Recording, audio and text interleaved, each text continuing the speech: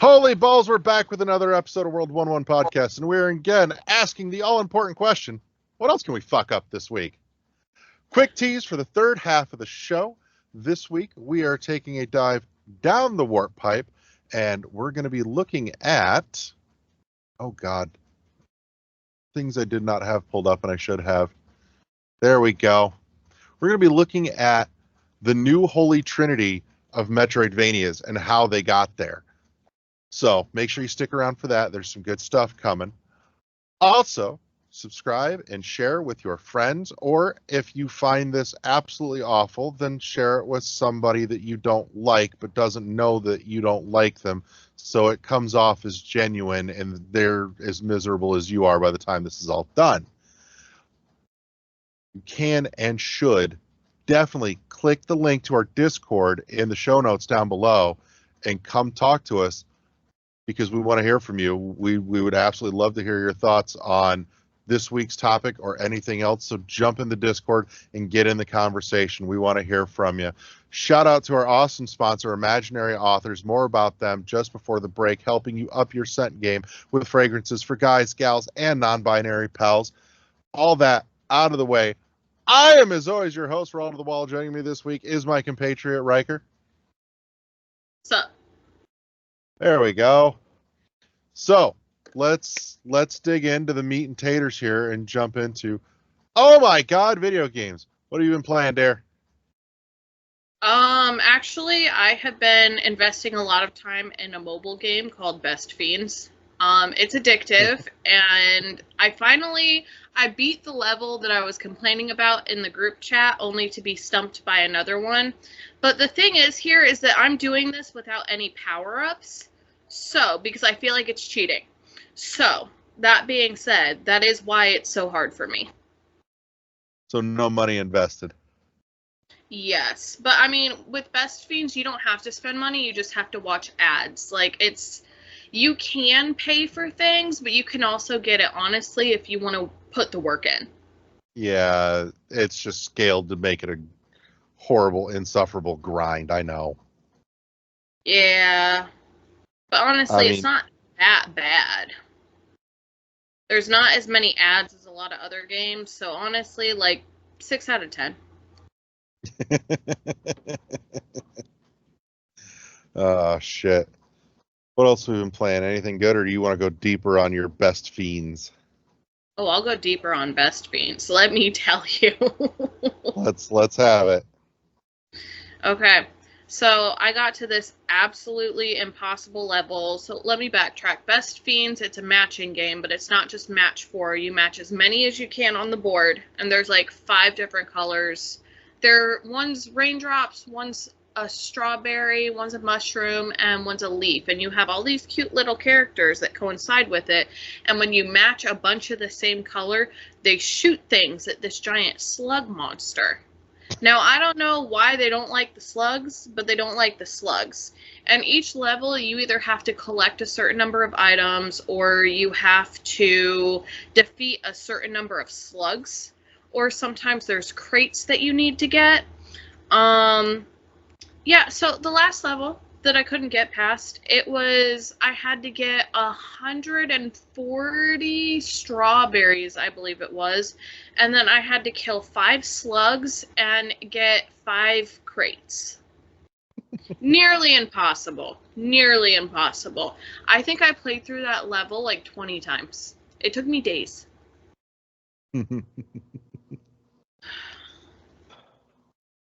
I did it. So how long has this obsession been going?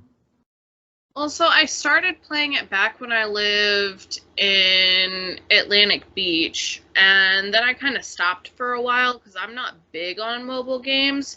But then I started again recently because I have, as you can see, been very fidgety. Mm-hmm. Due to recent events in my life, I've been very fidgety. So I started playing it again because, when I'm doing stuff with my kid, I need something for my hands to do. In a match game, you don't have to pay a whole lot of attention to. Can I recommend on the mobile side, Luck Be a Landlord? What is that?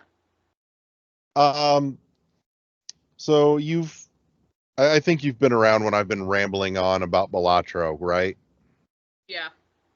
Okay, so where Balatro takes poker and turns it into a rogue, Luck Be a Landlady takes slot machines and turns it into a rogue.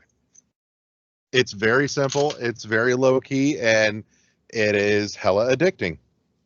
And it's a one-time software purchase, and that's it. There's not a single fucking microtransaction to be found anywhere. Interesting. Interesting. I might check it out.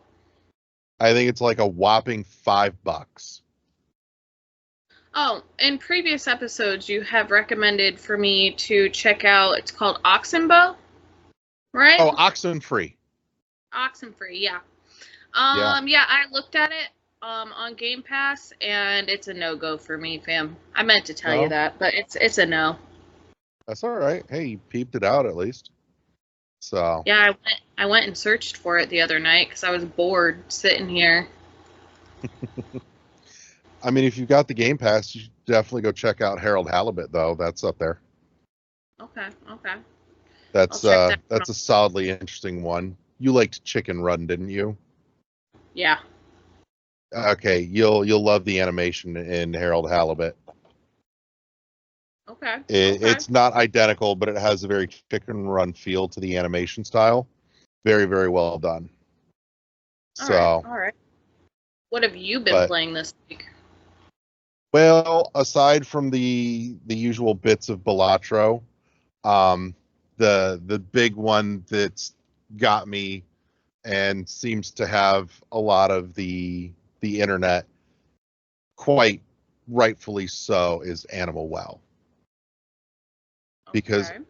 oh, it's I've had eyes on Animal Well for a while, and was very, very excited to see it finally come out. And oh, I don't think I've played a game that oozes atmosphere like this in a long while. Like, Animal Well oozes atmosphere like Super Metroid oozes atmosphere. Huh. Not quite the same atmosphere, but at least very similar in quantity and how much and quality, just a slightly different flavor. If anything, I would say Animal Well takes some of the best bits of what I love about Metroid 2 and slams it together with a little bit of, say, like Tunic, in that it's a K-bug, it's a knowledge-based unlock game. So it's one of those that the more you know, the more effective you become right Hmm. from the jump, kind of thing. And Okay. then it's it's not the first, but it is it's in very limited company in that it is a Metroidvania with no combat. So I might. Yeah. it's all about the discerning and learning the tools and the items and all the things they can do, because they won't tell you what anything does. You just find stuff and you have to figure out what it does. But then on top of that, you will get to places and you will see things that make you rethink what you already know about the items and abilities that you have, and it will put it in front of your face in such a way as for you to discern, oh shit, it can do this too. It but that's been a thing the whole time. You just never stopped to think about it until it put it in front of your face. No Okay. dialogue, barely any text. The visual style is just capturing my heart with its like muted fluorescent neons and CRT lines, and oh, it's so good. It's I cannot recommend enough. And I know too that I'm not the first to say it, but the map is fantastic. Like the map is just legitimately useful as a tool. Um, Also, I loved it a little bit more when I found out I don't know the answer to said puzzle, so I haven't entirely spoiled myself. But finding out that it was in there made me so profoundly happy because I have this weird obsession over the final monolith puzzle in Fez because the story behind that is that nobody could figure out the final monolith puzzle in Fez because everything in Fez, all the puzzles have a solution that you can logically get to. Nobody could figure out the final monolith puzzle in Fez. And so the internet banded together and literally brute forced the solution. But to this day, nobody knows why it's the right answer. Oh. But it's a case of the internet coming together and going, we're fucking solving it. Animal Well takes that, the best parts of that, and addresses it and does something great with it. And I'm not going to spoil what it is, but I will tell you that there is a puzzle in Animal Well that requires no less than a bare minimum of 50 players to complete. Really? Yes. But the thing is nobody was brute forcing it. It was the internet coming together and realizing, oh shit, to solve this puzzle, we need to get a whole bunch of people together and do it together. It's intentionally designed for that. So it's intentionally designed to bring people together. That particular puzzle, anyways. But it's layers on layers. I love too that there are creatures and animals all over the place. And the whole thing has a vibe of just like keeping you perpetually slightly unsettled. Like there's no clear indicator of these animals are harmless and these ones will hurt you. Oh. So it makes everything feel a little more on edge. Do any of the cute ones kill you? I need to know. They're kind of all cute. Oh. I would die. So, yes. But it's so good. This is just like I really, really want a night where I can just shut myself in the basement, kill all the lights, and play till 4 a.m. when the goddamn sun comes up, kind of midnight game type feel to it. And it controls wonderfully. Everything is magnificently intuitive. It's so good. Excuse me, sir. As somebody who has a baby, I'm here to tell you that the sun comes up a little bit after 6 a.m., not 4 a.m. I am painfully aware of when the sun comes up. But yeah, it's the internet has been gushing over it, and for good reason. So if you have not checked out Animal Well, you absolutely should. Yeah, I might need to because it sounds gorgeous. It is. I will send you I'll send you some info on it that you should absolutely check out. It just so much to love in so little time. But yeah, it's cannot say enough good things. Just Animal Well, Animal Well, Animal Well. I'm sitting here staring at it, trying to resist the urge to just pick up my controller and keep going. I mean, it's right here. I could, But mine's right there, but I don't have that yet. Is it on Game Pass? I don't know actually, but we can certainly find out. I don't think it is. I don't believe so, but Game Pass does have a big one coming up this month, though, because Hellblade 2 is coming this month, and that's hitting Game Pass day and date. That's a big one. So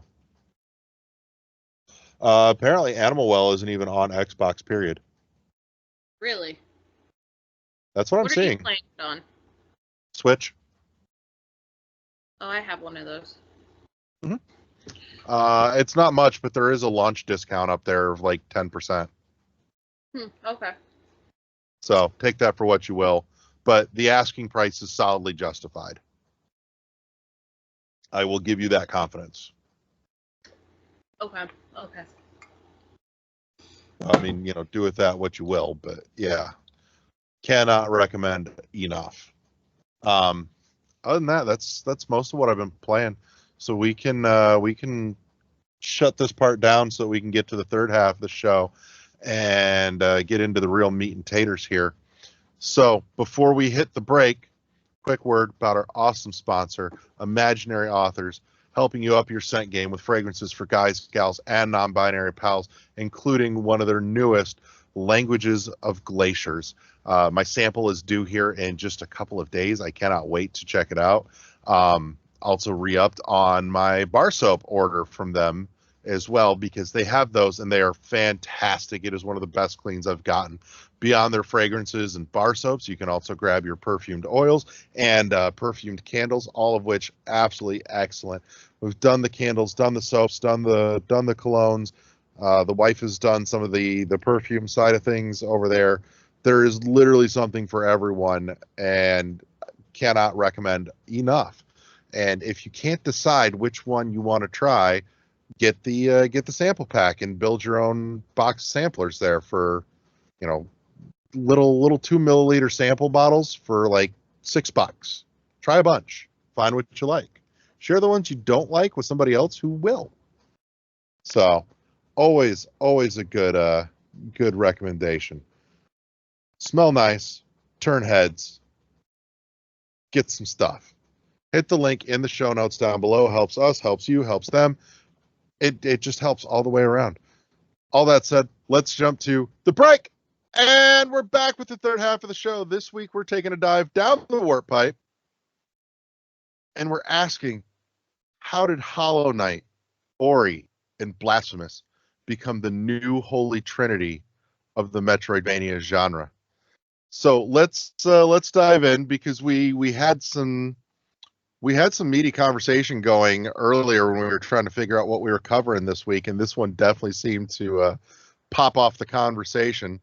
So let's dive in. Who wants the first crack at this shit? Go ahead, Michael, jump it off. What was the original Holy Trinity? I don't think there was so much an original Holy Trinity as there was definitely just the two founding fathers, Metroid and Castlevania. Right. So, yeah. Which So the it issue was- there is they release a new Metroid game so rarely it's barely worth noting, and Castlevania isn't really a thing anymore since Konami has basically said fuck video games. So on that note, though, think about it. It's not like Hollow Knight, Ori, or Blasphemous are cranking out games every year or two either, but those three, whereas Super Metroid and Symphony of the Night were originally held as the gold standard for the genre, we now have the new Trinity being held as the gold standard that everybody looks to So and compares against. So the thing with Hollow Knight is this difficulty. Everybody who plays Hollow Knight really talks about how difficult the game is, and they feel like the progression, like when they win a battle, they feel relief. Blasphemous has this kind of, since the we call them the soul genre, has been a big thing. Um, that has also grabbed players, that genre being put into that game. Ori the Blind Forest, it was an emotional game because of the trailer and the art. When you literally talk about Ori and the Blind Forest, the trailer always comes up first. And when people seen it at Microsoft's E3, people fell in love with that game because it was so emotional. They didn't even think about it as a Metroidvania at all. And what was the thing that they people said?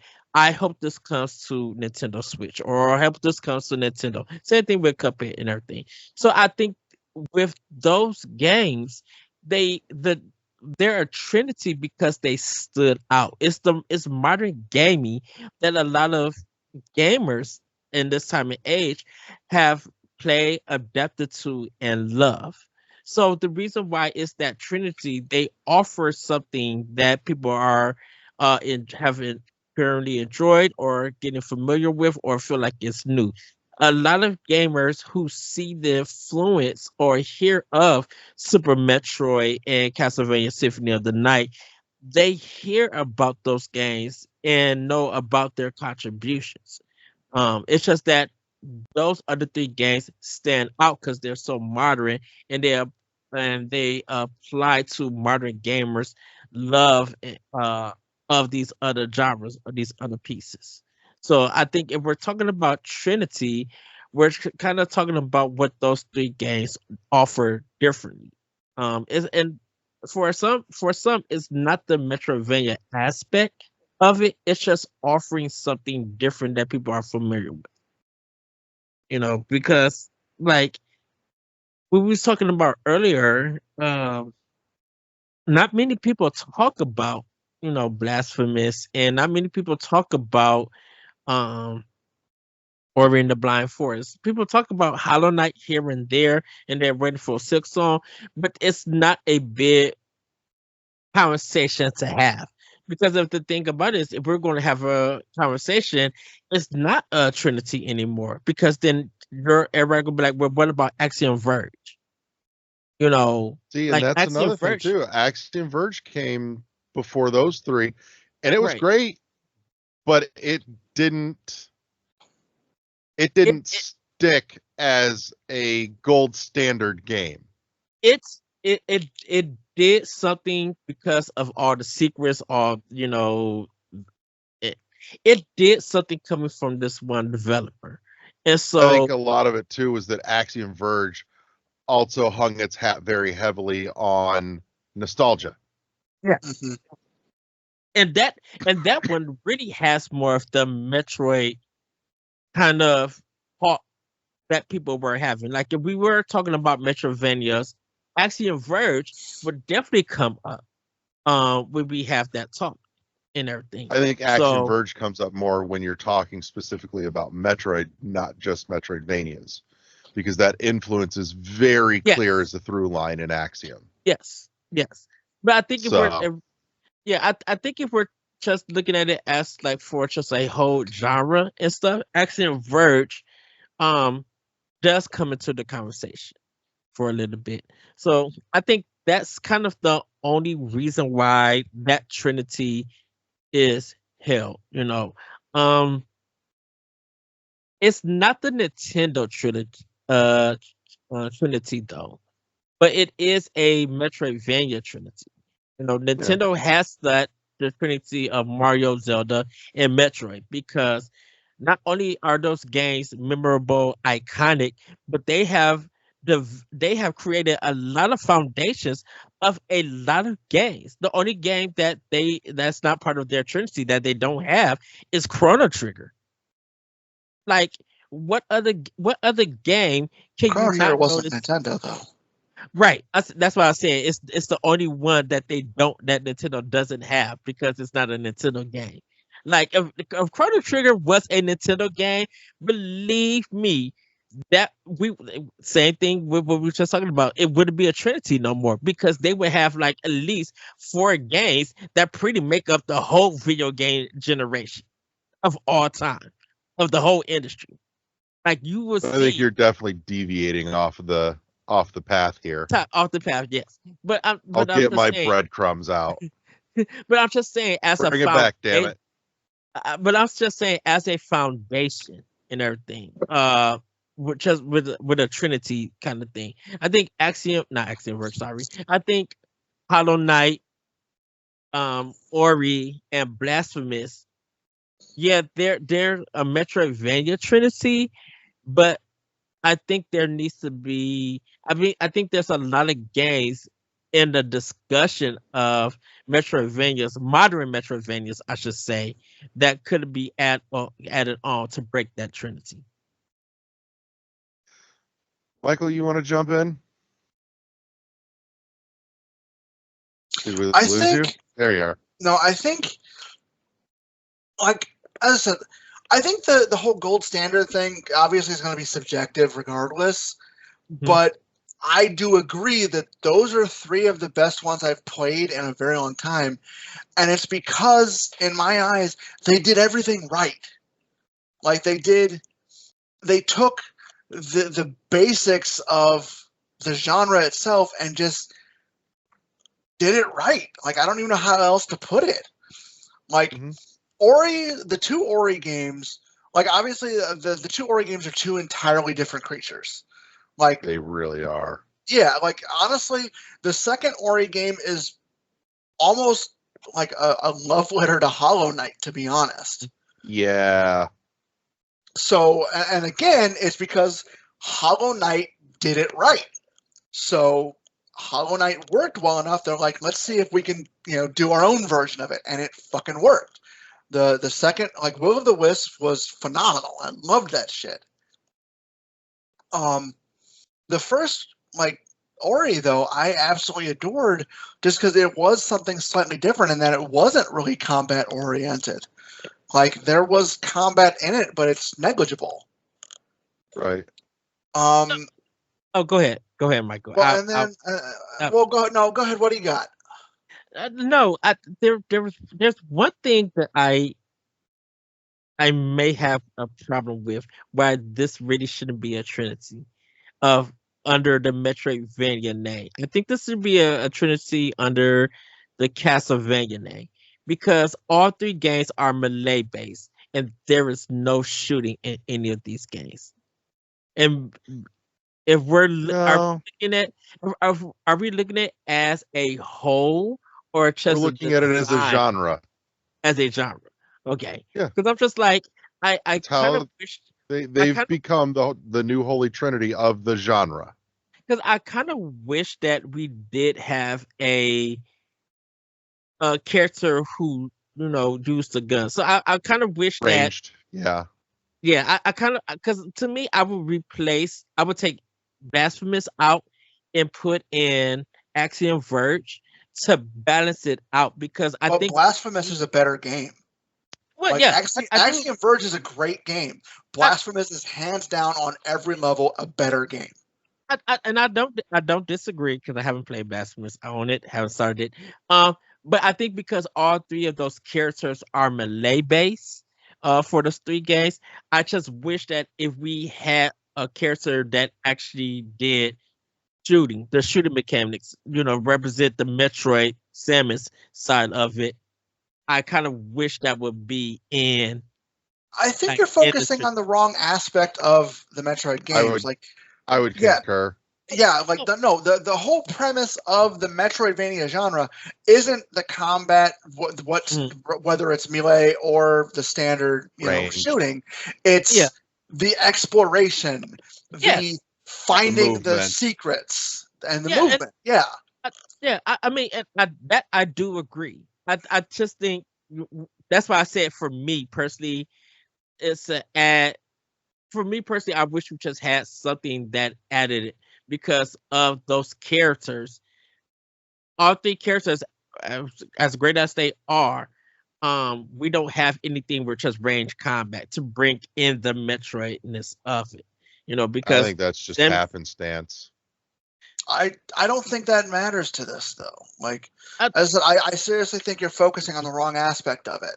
well, I think because of the powers that you get in Metroid are shooting. Well, most of the powers that you get is somewhat combat wise, it's shooting based. But I can understand why these three games are it are the Trinity of a Metroidvania. So I'm agreeing with that. I'm not saying anything. I'm just saying for me personally, it's a personal thing. All right. So I'm going to jump in for 2 seconds here because Eddie actually said something that, God damn it. What I do now? Eddie said something though that did spurn a thought, and part of it bounces off of the Axiom Verge comment. Is that, and I hadn't actually thought about it until it just got mentioned, is that Axiom came before these three. However, Axiom was a very heavy nostalgia trip. Don't get me wrong. Mm-hmm. It brought some new things to the table.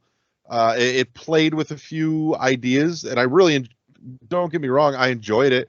Being able to intentionally glitch things as a mechanic was great fun, and I really liked the story. I did. However, it was a nostalgia trip versus the new Trinity all being games that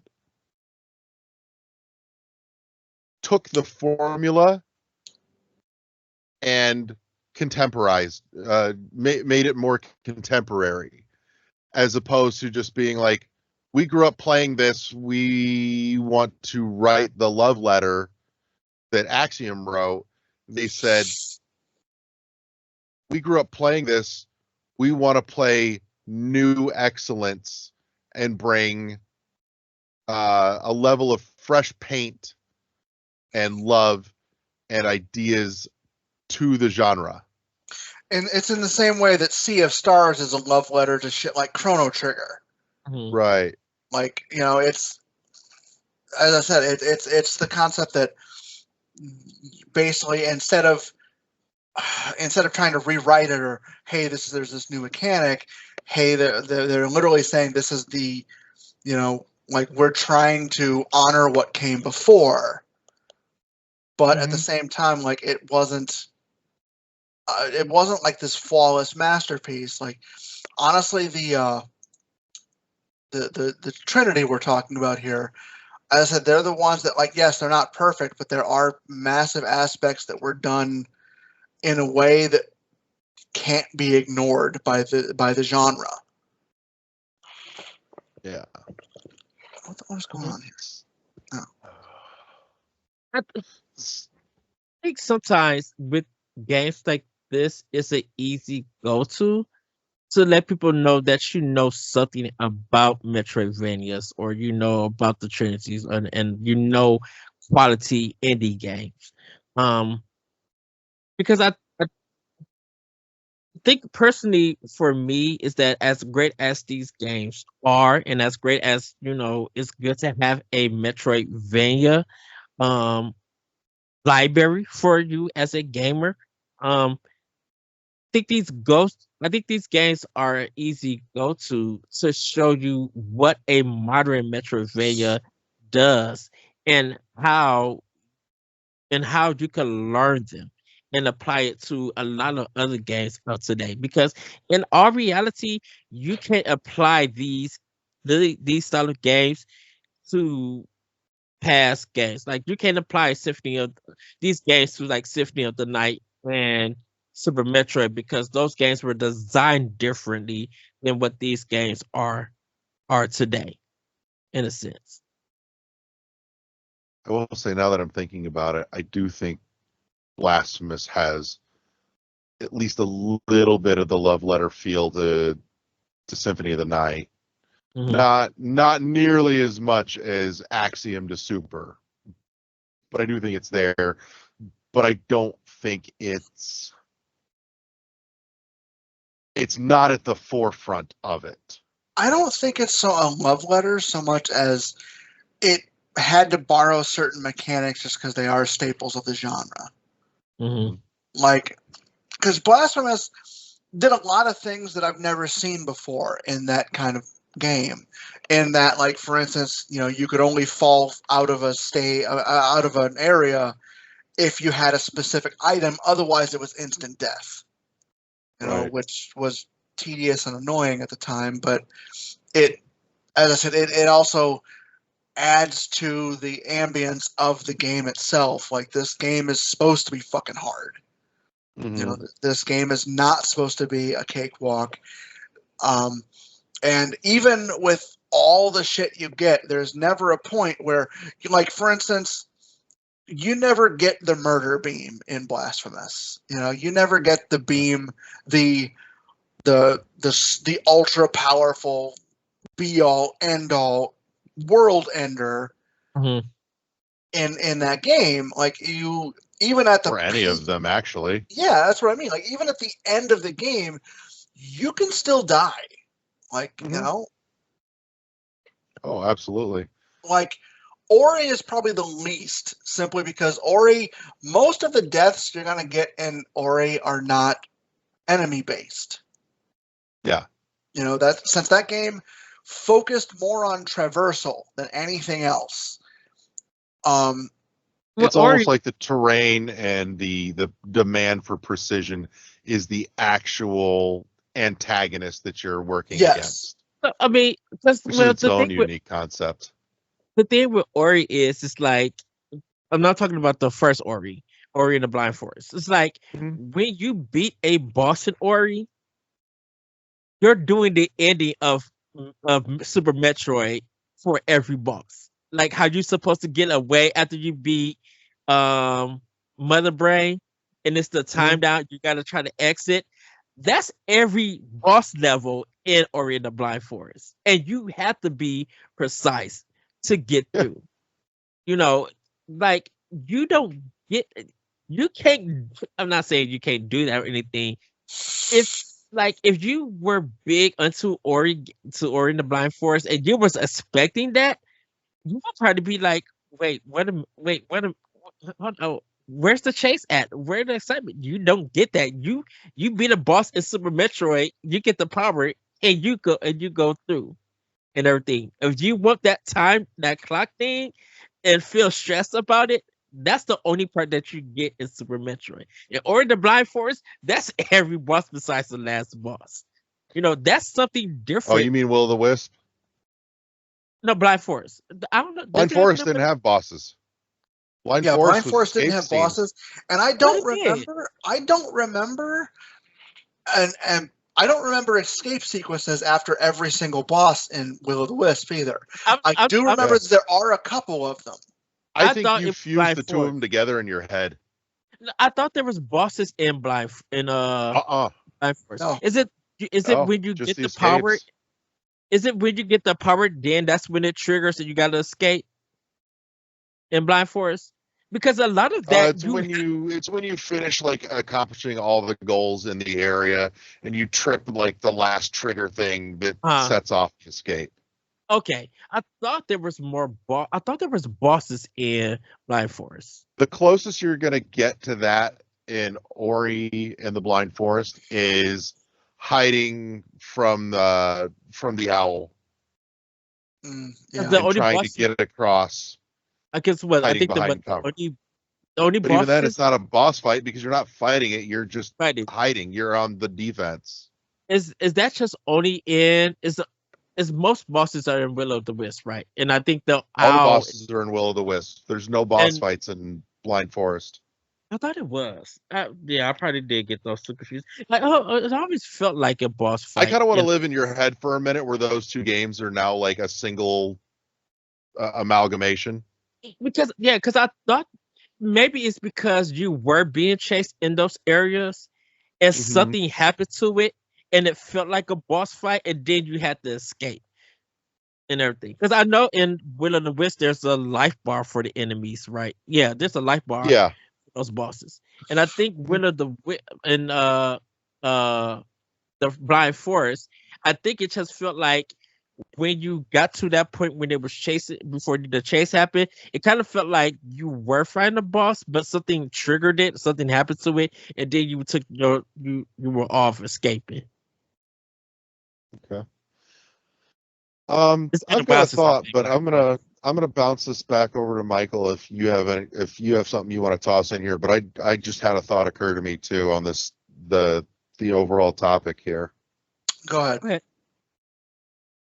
So it occurs to me that all three of these were debut freshman offerings, and every one of them knocked it out of the park first go.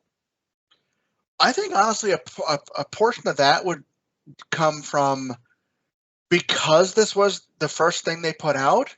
There wasn't anybody breathing down their neck saying, "We got to do it like this. We got to do it like this." Yeah. Like they were allowed to do the game they wanted to do without any kind of studio interference, without any parent corporation saying we need to put microtransactions or whatever in it. You know, there was like they were literally just allowed to make the game they wanted to make. Mm-hmm. And unfortunately, we don't see that nearly as often as we should.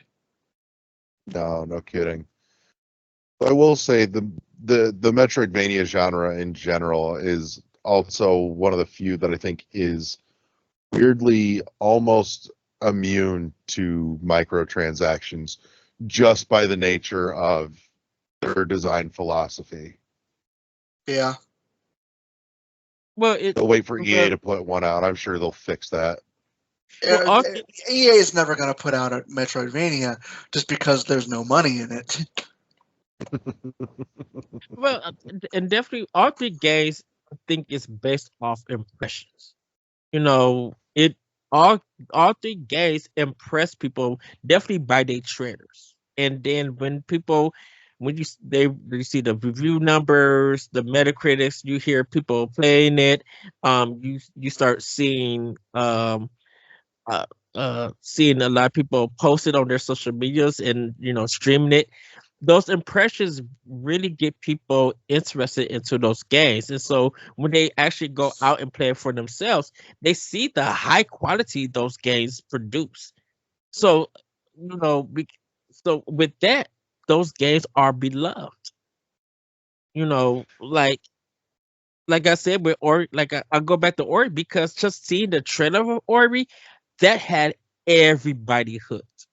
For definitely for an Xbox game That when it was trailer alone made me buy a fucking Xbox just mhm. for that game twice. Yeah, I got an Xbox One. Of course, I got an Xbox One because of Rise of the Tomb Raider being exclusive. But I got an Xbox One just to get Ori and the Blind Forest. Like Xbox was going to come later on in my life, but because of Ori, I had to have the system. Like there was no and it's a buts about it. That's what I mean. I literally bought the Xbox initially because I had to play Ori, the first Ori Yeah. game. And like there was no other way to do it at the time, so it's like, well, this is how it works. So that's how it went. And I think that's when games really that's how you get a system to sell on you when there is a game that make you be like, well, I need to go buy this console or hardware so I could be able to play this game. And Also, Ori quick did that. addendum. EA has actually released a Metroidvania, and within the last few weeks, actually. Really? Yeah, the Kenzuru. Tales of Kenzuru is EA. Yeah. Isn't that actually getting really good reviews? Yeah, Yeah. it got a lot of eights. At least solid. Huh. Yeah, they said it's a short game. I think they said 3 to 5 hours. Or like you could beat it in 3.5 hours, or I think if you're trying to get everything, it's 6 hours. Is that on Switch? Yeah. Yes. And it's not expensive. Like it's an indie scale game at an indie scale price from EA. It's like 20 or $25. Shocking. Yeah, it's part of the EA Yeah. originals.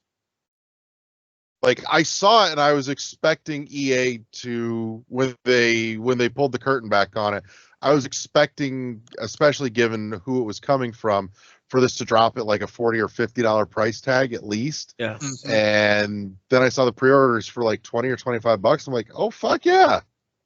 I think the EA original name came later, because I think as an indie developer, I think he showcased the game first, and there was no publisher attached for it. Because I didn't even know that EA was doing the publishing for it. I just knew that it was a trailer from that developer when it first showed. Right. But yeah, so I think we're getting to the end here. Let's sum it up. We've got, let's see if we've nailed it down to its core components here. They forego the love letter. Debut titles that all just knocked it out of the park first time round. What else? What else do we need to add to the list? Like the holy tenets of the genre itself. Yeah, they get the tenets right. I think they just feel familiar in a good way, in a sense. Like all the elements that created each game grab people's attention and make that game feel familiar. And everything, which made people end up loving it. They keep the foundational design philosophy without getting too attached to nostalgia. Yeah. I think we've nailed it down, gentlemen. Well done. Go us. So, Hey. Where's my participation ribbon?